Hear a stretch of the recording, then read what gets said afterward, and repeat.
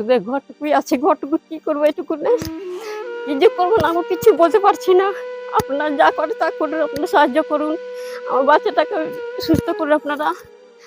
Hello বন্ধুরা, আজকে এসেছি আমরা রতনপুর থেকে সাবাইপুর বলে একটা গ্রামে।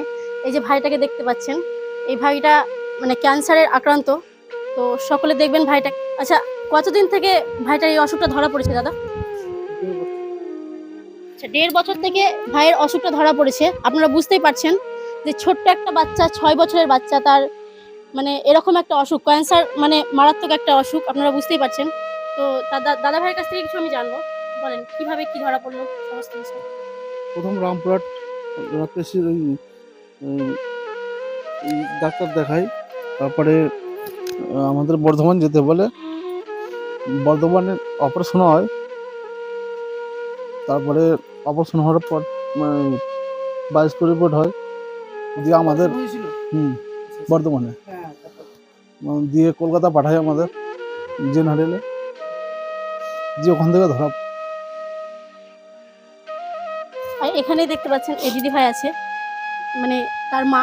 তো তার মায়ের কাছ থেকে আমি কিছু জানবো। আপনারা বুঝতে পারছেন মায়ের বেদনাটা কতটা। একটা বাচ্চা অসুস্থ, আমাদের ছোটোখাটো বাচ্চা যদি জ্বর জ্বালা হয় তাহলে আমরা কীরকম ভাবে ব্যস্ত হয়ে পড়ি। তবে এই বাচ্চাটিকে ক্যান্সার, বুঝতে পারছেন কত বড় একটা অসুখ ধরা পড়েছে। তো আপনাদের সকলকে অনুরোধ করব, আপনারা সকলে এগিয়ে আসুন, সহযোগিতার হাতটা বাড়িয়ে দিন, আর এই দিদির বাচ্চাটার পাশে দাঁড়ান। আপনাদের বাড়িতে ছোট ছোট হয়তো ভাই বোন অনেক বাচ্চাই আছে, সেই ভেবেই আপনারা যে যেমন পারবেন অবশ্যই সাহায্যের হাত বাড়িয়ে দিবেন। আর প্রার্থনা করবেন ভগবানের কাছে বাচ্চাটা যেন খুব তাড়াতাড়ি সুস্থ হয়ে যায়। আমি দিদি ভাইয়ের কাছ থেকে কিছু জানবো, আপনি কিছু বলবেন।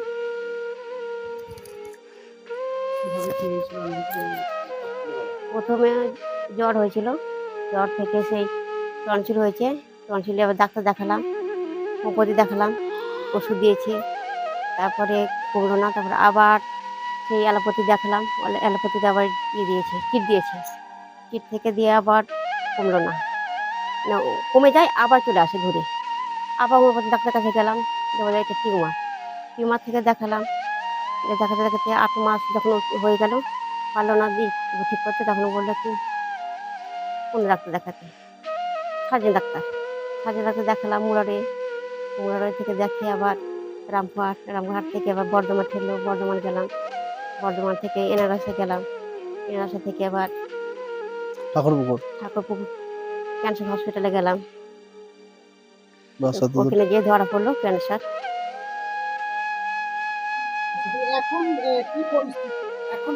এখন ডাক্তার কি বলছে?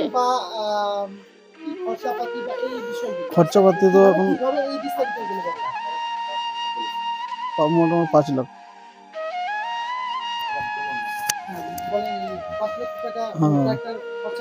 বলেছে বেশি হতে পারে। এখন অবধি আপনাদের কত টাকা খরচা হয়েছে? খরচা তো হতে 2 বছর থেকে খরচা হচ্ছে। আচ্ছা, বুঝতেই পারছেন 2 বছর থেকে খরচা করছে। আমরা এই বাচ্চাটাকে 2 বছর থেকে দেখিয়েছি, এখন হাতে কিছু নাই, শুধু এই ঘরটুকুই আছে, ঘরটুকু কি করবো, এটুকু না কি যে করবো না আমি কিছু বলতে পারছি না। আপনার যা করে তা করুন, আপনারা সাহায্য করুন, আমার বাচ্চাটাকে সুস্থ করুন আপনারা। কত বছর আগে ছেড়েছেন কাজ? মোটামুটি 23-এ ছেড়েছি। 2023-এ কাজ ছেড়েছেন। আচ্ছা, কি কারণে কাজটা ছাড়তে হলো আপনাকে? ছেলের জন্য কাজ ছাড়তে হলো। আচ্ছা, তখন আপনি জানতে পেরেছিলেন যে ছেলের এত বড় একটা মানে অসুখে আক্রান্ত আছে? এরকম নেই, ছোটাছুটি ডাক্তার এখানে ওখানে। আচ্ছা, কি কি সমস্যা তখন, কোন ধরনের? জ্বর ছাড়তো না। আচ্ছা, বেশ। আর এখন আপনি কি চান, আর মানুষের কাছ থেকে কি চান? আমি চাই আমার ছেলে সুস্থ হোক, এটুকুই। আচ্ছা, আর্থিক বিষয়টা তাহলে আপনি তো নিশ্চয়ই নিজে থেকে খরচা করে কি করতে পারবেন, এমন কিছু মনে হচ্ছে? এই তো সামর্থ্য আমার, এইটুকুই, আর কিছু নেই, এই বাড়িটুকু আমার কাছে কিছু নেই। ও, মানে আপনার দ্বারাই আর সম্ভব না। আপনি 2 বছর ধরে আপনি এই বাচ্চার পিছনে বহু ছোটাছুটি করেছেন, বহু টাকা খরচা করেছেন, একেবারে পুরো নিঃস্ব হয়ে গেছেন আপনি। হ্যাঁ, এখন শুধুমাত্র আপনার সম্বল এই অডিয়েন্স, আপনার বাড়ি, আর আপনার এখন ভরসা এই অডিয়েন্স, অর্থাৎ মানুষজন, এদের কাছ থেকে, ঠিক আছে? তো আপনাদের সকলের কাছে আমিও বিশেষ করে রিকোয়েস্ট করছি যে আপনারা সকলেই এই দাদাদের পাশে সাথে থাকবেন। ভাইয়ের জন্য আপনাদের কাছে কাছে সকলের কাছে আমি অনুরোধ করছি আমার ভাইয়ের জন্য কিছু সাহায্য করবে। হ্যালো বন্ধুরা, আমি আমার সামর্থ্য মতো, আপনারা জানেন আমি খুব বড় ক্রিয়েটার বা কিছু না, তো আমার যতটুকু সামর্থ্য আমি ততটুকু এখানে দেবো। তো আপনারা শুধু বাকিটা পরে করবেন।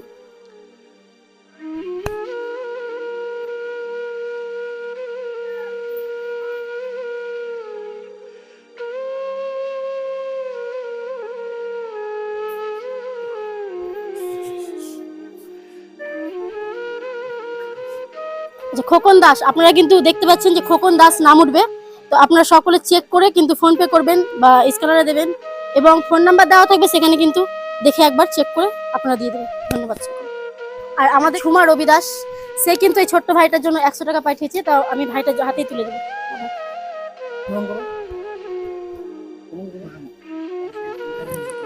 ধন্যবাদ সকলকে।